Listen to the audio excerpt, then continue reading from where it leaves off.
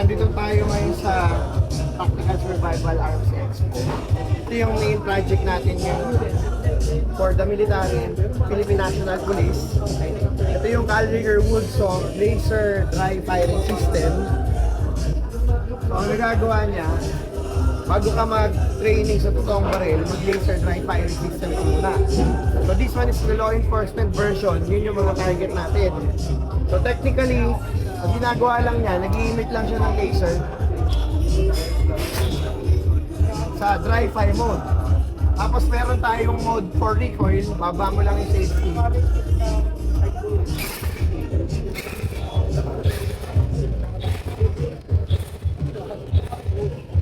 So yung range niya, maabot ng 300 to 400 meters, kaya naka-zero yung pinaka-scope niya sa malayong distance. Mag-training na sniper training, marksmanship, so siya yung ginagamit.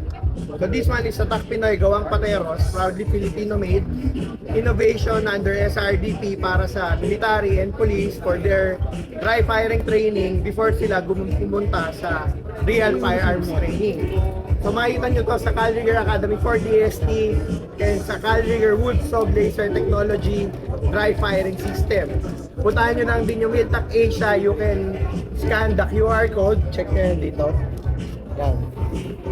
May mga trainings dyan na ginagawa para makapag-prepare ka in case na plan mo na pumunta sa real firearms training. Then meron din kami mga workshop na ginagawa para makagawa ka ng sarili mong technology. And may mga challenges dyan like yung sniper challenge, assault challenge, using the laser technology or the dry firing laser technology by Woodsaw Laser Tech.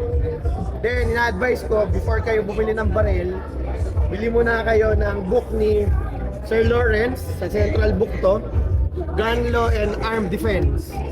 Kailangan niya yan, message niya lang yung central people natin.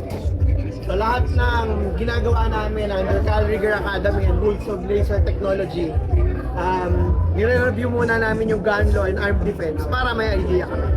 So again, visit nyo kami at Calrigger Academy for DST, partnership with Pateros Military Mayor Major Jose Capco Senior, Defense and Technologies Research Center, and Woodsaw Laser Tech. So thank you very much sa Arms for Global Defense and Tactical Survival Arms Expo.